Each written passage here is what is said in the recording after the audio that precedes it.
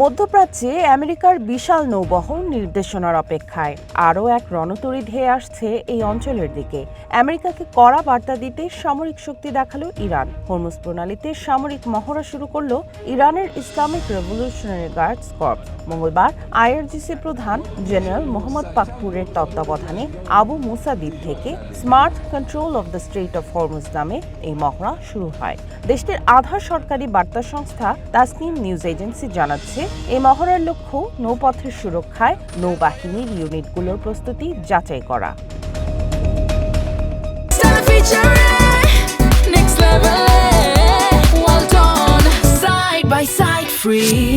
বসে নেই আমেরিকাও।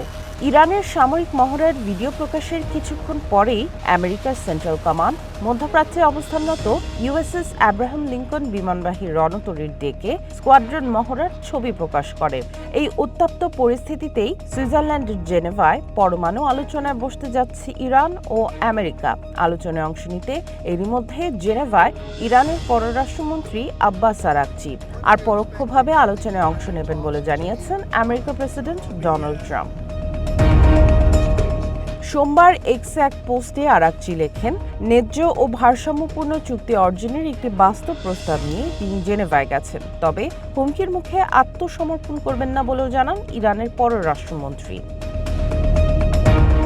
এর আগে আন্তর্জাতিক পারমাণবিক শক্তি সংস্থা আইএইএ এর মহাপরিচালক রাফায়েল গ্রোসির সঙ্গে বৈঠক করেন আব্বাস আরাকচি। তার পারমাণবিক বিশেষজ্ঞ দল আইএই এর সাথে গভীর কারিগরি আলোচনা প্রত্যাশা করছে বলে জানান তিনি।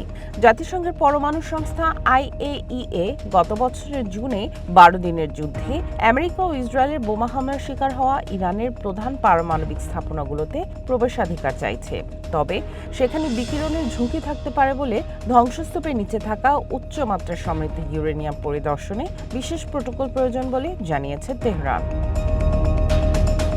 ইরানের শীর্ষ ধর্মীয় নেতা আয়াতুল্লাহ আলী খামেনি এর আগে সতর্ক করে বলেন, পরিস্থিতি নিয়ন্ত্রণের বাইরে গেলে তা আঞ্চলিক সংঘাতে রূপ নিতে পারে। তবে আলোচনা এখন পর্যন্ত ইতিবাচক বলেই মনে করা হচ্ছে। ইরানের পররাষ্ট্র মন্ত্রণালয়ের মুখপাত্র ইসমাইল বাঘাই সোমবার বলেন, ইরানের পরমাণু কর্মসূচি নিয়ে ওয়াশিংটনের অবস্থান আরও বাস্তবসম্মত হয়েছে। বিশ্লেষকরা বলছেন, জেনেভায় আলোচনার আগে ইরান গুরুত্বপূর্ণ ছাড় দিতে প্রস্তুত থাকার ইঙ্গিত দিচ্ছে। ইউরেনিয়ামের সমৃদ্ধকরণের মাত্রা কমাতে এবং আন্তর্জাতিক পরিদর্শকদের জন্য পারমাণবিক স্থাপনাগুলো সম্পূর্ণ স্বচ্ছতার সঙ্গে উন্মুক্ত করতে ইরান প্রস্তুত বলে মনে করা হচ্ছে। তবে ইউরেনিয়াম সমৃদ্ধকরণ শূন্যতে নামিয়ে আনা এবং ব্যালিস্টিক ক্ষেপণাস্ত্র কর্মসূচি বন্ধের বিষয়ে আলোচনা করতে অস্বীকৃতি জানিয়েছে তেহরান। সামিয়া জান্নাহ, ওয়ান ইন্টারন্যাশনাল ডেস্ক।